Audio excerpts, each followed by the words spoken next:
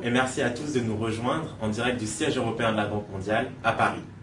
J'ai le plaisir de recevoir aujourd'hui Magdar Diop, vice-président de la Banque mondiale pour l'Afrique. Nous sommes ici pour parler de ce continent dynamique, source d'innovation et de croissance qu'est l'Afrique. Nous évoquerons également les problématiques de développement et de sécurité en Afrique subsaharienne et en particulier dans la région du Sahel. Alors petit rappel à nos spectateurs, n'hésitez pas à poster vos commentaires et vos questions. Alors avant de commencer cet entretien, Magdar, je voudrais revenir sur votre fascinante carrière. Avant de devenir vice-président de la Banque mondiale pour l'Afrique, vous avez occupé différents postes de directeur à la Banque mondiale, en Afrique et en Amérique latine.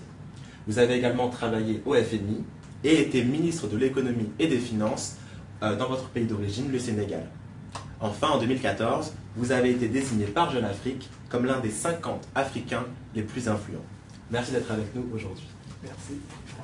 Alors, pour commencer notre entretien, pouvez-vous nous dire ce qui vous amène à Paris aujourd'hui? Merci Franck, ça fait un plaisir de vous parler, de parler à travers Facebook à un certain nombre de personnes qui s'intéressent à l'Afrique. Je suis ici pour un certain nombre de raisons.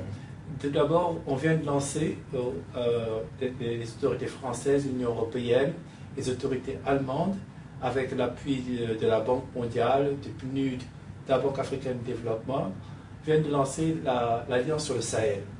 Il s'agit de rebooster nos efforts sur le Sahel. Il y avait un certain nombre d'initiatives, d'efforts qui avaient été lancés.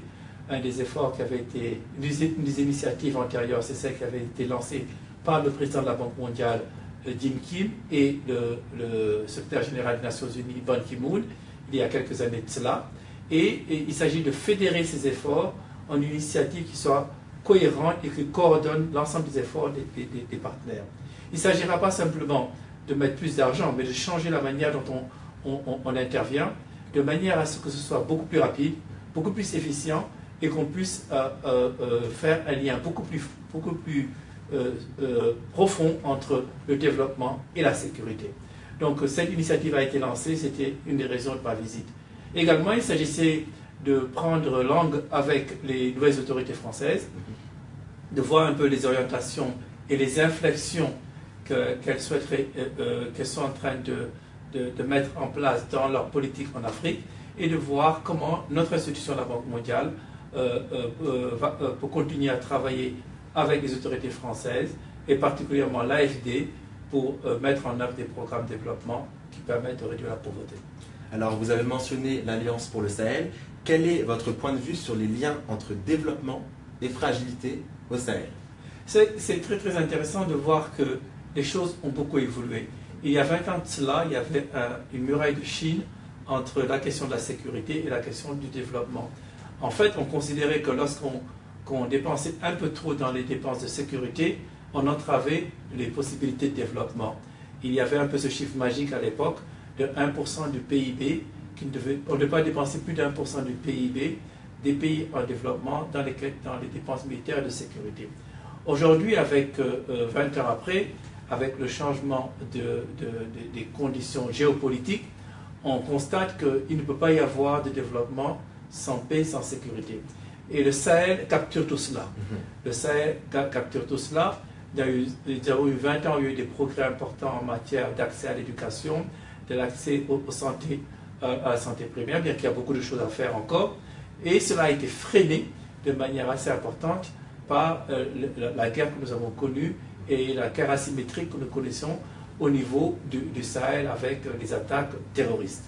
Donc, aujourd'hui, les militaires disent que sont peut-être aujourd'hui les principaux alliés des gens qui travaillent dans le domaine du développement. Pourquoi? Parce qu'ils disent que sans développement économique, il n'y aura pas de paix. Mais nous aussi, qui travaillons dans ce domaine du développement économique, nous sommes conscients que sans un minimum de sécurité, il ne peut pas y avoir de conditions pour un développement, on ne peut pas investir dans les projets de développement, on ne peut pas atteindre les communautés qui sont les plus éloignées. Donc il y a maintenant une convergence d'intérêts, une convergence de vues qui se développe entre deux mondes qui un peu ne se parlaient pas dans le passé, et cela va exiger que l'on travaille de manière différente pour pouvoir changer un peu la dynamique dans les pays sahéliens. Alors, selon les derniers chiffres, au cours des 3 prochaines années, la banque devrait doubler son financement des projets de développement en Afrique subsaharienne. Alors, la question que je me pose est la suivante, est-ce que cela inclura des projets liés au climat? Bien sûr, il s'agira de projets liés au climat. On a déjà un certain nombre de projets dans le climat. Je voudrais rappeler que lorsque nous avons eu la COP21, dans les discussions qu'on menait à la COP21, il y avait l'accent sur l'adaptation était très faible. Et la Banque mondiale a été une des institutions en Afrique qui a insisté pour que l'adaptation soit au centre des discussions au niveau de la COP21. Parce qu'en fait, les pays africains sont surtout victimes des conséquences des émissions qui viennent d'autres parties du monde. Donc il fallait trouver des solutions pour qu'on puisse s'adapter. Et les pays africains ont articulé un programme que nous avons soutenu et nous l'avons appelé de notre côté le Business Plan for Climate Change in Africa.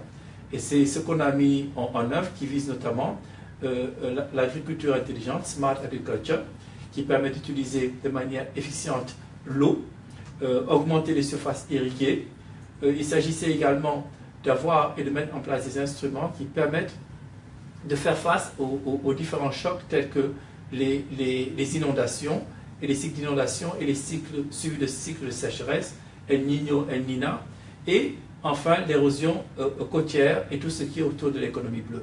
Donc nous avons articulé un certain nombre de projets. Ce que nous comptons faire, c'est accélérer et prendre ces projets à un niveau, de les porter à un niveau encore beaucoup plus élevé. Et je vous donne un exemple, c'est que l'Afrique a l'occasion d'avoir une révolution énergétique qui soit une révolution verte.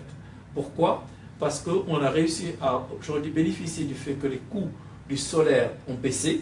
Donc on voit aujourd'hui de nombreux projets dans le solaire se développer en Afrique. On a les possibilités hydroélectriques en Afrique qui se développent. Et par exemple, avec la mise avec l'arrivée en ligne du barrage de Keleta et de Swapiti en Guinée, il y a la possibilité d'utiliser cette électricité hydroélectrique, pour approvisionner les pays du Sahel en électricité. Alors, étant donné le récent recul de la croissance africaine, quels sont selon vous les leviers qui permettront à l'Afrique de contribuer plus largement à la croissance mondiale? Cette baisse de la croissance a été enregistrée en 2016, en 2015, mais il faut la qualifier.